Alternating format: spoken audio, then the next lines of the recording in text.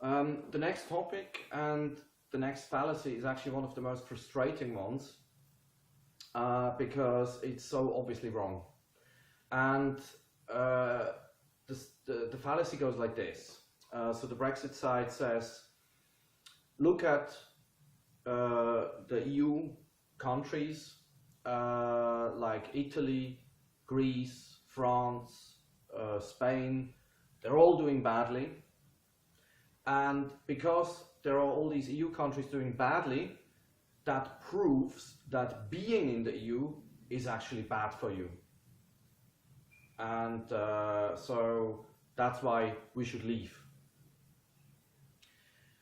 Now, this statement is as logic as saying eating ice cream causes sunburn. Because basically what the Brexit side is saying, well, we observe all these countries doing badly, and at the same time they are in the EU, therefore being in the EU causes crisis. Now, if you have a hot summer day, you observe a lot of people eating ice cream and getting a sunburn. So by the same logic, you would assume, eating ice cream causes sunburn. And all I have to do next time to avoid sunburn is just not eating ice cream, and I'll be fine. And you can try that, but you will find out it doesn't work. Because just because something happens at the same time does not mean that it's the cause of each other. And similarly, as in this case, the cause for eating ice cream and getting sunburn is the sun. Similarly, we can't say that just because a few countries are doing badly and that they happen to be in the EU, that being in the EU causes an economic crisis. And how can we find out? So, I mean, if it was really that being in the EU causes the crisis of these countries, then every other country in the EU would have to do badly as well, right? Exactly like if you want to test if ice cream is really causing sunburn, you could go to a dark room, eat ice cream and still get sunburn. But that is not true. So, because there are EU countries that are doing very well. Germany is doing fine. Luxembourg is a country inside the EU, even in the Euro, and has a higher GDP per head than even Switzerland. It's richer than Switzerland. Scandinavia is doing fine. You have a lot of Eastern European countries which have Asian-style growth rates. So it seems that not every EU member country is doing badly, but only a few of them. And if you then look at these countries, I mean, they are not doing badly because they're in the EU. They are doing badly because they have screwed up.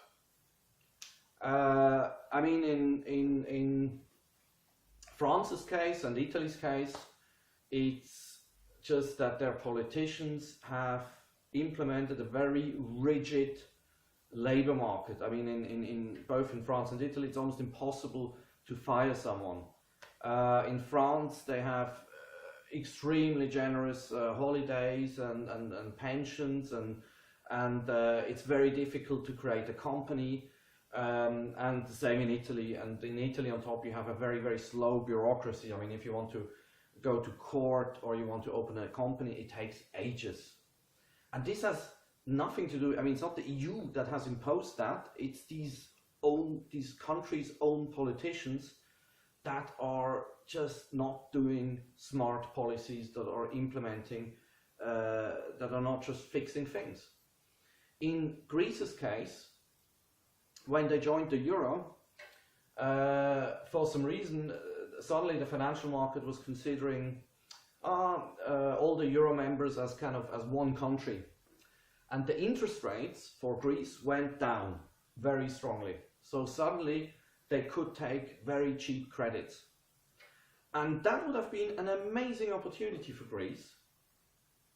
to catch up with the rest of Europe. They could have taken credits at cheap interest rates, they could have built infrastructure, they could have built new ports, highways, trains, airports, invest in their education, and they could have pushed themselves to a next level. But what did they do instead? The politicians bought votes. So they created fake jobs in their administration for people that supported their party. They gave out freebies, like incredibly generous pensions on salaries and benefits, even though they did not have the economic base to finance these in a sustainable level. And then you had financial crisis. And I mean, again, financial crisis has nothing to do with the EU. This is a global economic crisis which had its origin in the United States, and everybody around the globe suffered the same thing. I mean, you go to the United States, you hear exactly the same complaints. Everybody's frustrated about the lack of growth, the misery that has been caused by the financial crisis. But nobody in the United States thinks of, it's because we have a federal government, we have to split out as a state from the United States. It's just in Europe that we, for some reason, blame all that on the EU instead of blaming it for what it is, the biggest financial crisis since the 1930s. And Greece was hit particularly hard by that, because suddenly everybody looked at Greece and saw suddenly a completely different risk. So the banks, I mean, they are also not very smart sometimes, but that's the way the market works at the moment, unfortunately. Suddenly they had a completely different opinion of Greece, and interest rates went up. And Greece would have defaulted. Now, what would have happened if Greece had been outside the EU? They would have also defaulted, they would have been bailed out as well. Now, they would not have been bailed out by their fellow member countries of the Eurozone, but they would have been bailed out by the IMF instead. And the way the IMF bails out countries is even harsher, and it is even more brutal than the Eurozone, what the Eurozone did with Greece. You can ask Koreans or Thais how the IMF treated them during Asian financial crisis, when they went exactly through the same thing. And it's all over the world. Whenever a country is bankrupt, it does get on today this harsh treatment, and a lot of actually countries outside of Europe even complained that Greece is being treated too nicely. So, I mean, of course, this is a terrible, terrible tragedy for the Greek people. I mean, you can't even imagine what these people are going through, but it has nothing to do with the EU, and it would have happened anyway. In the case of Spain, it's less their fault. They have really bad luck, because they had an absolute boom, like it was a housing bubble. It was a huge housing bubble, which, again, because of financial crisis, popped and completely crashed their economy. And I mean, the good thing about for the UK is, because you're not in the Eurozone, the Eurozone bailed out all these countries with their taxpayers' money. You didn't have to pay anything or not much into it. But at the same time, you have Europe's financial center. So if all the banks suddenly would have defaulted on loans to these countries, it would have hit you the worst. I mean, it would have hit the UK the worst, because you have the biggest financial center. And so, in a way, the Eurozone has actually, saved you from consequences of all these bankruptcies, and with their own taxpayers' money. So, and it's a bit of a pattern throughout. I mean, you hear people blaming the EU for things which have nothing to do with the EU. Like, I mean, I hear people blaming the EU for cuts in the NHS, or for the unemployment in the UK. I mean, the EU is not that powerful that it could cause these things.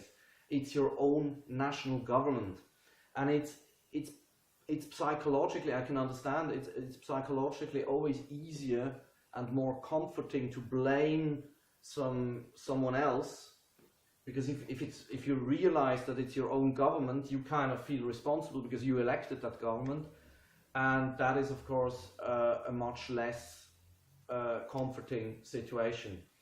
And before you blame the bad weather on the EU or Hurricane Katrina on the EU, have a think first. I mean, does it really have to do with the institution of the EU itself, or is it maybe caused by our own domestic policies?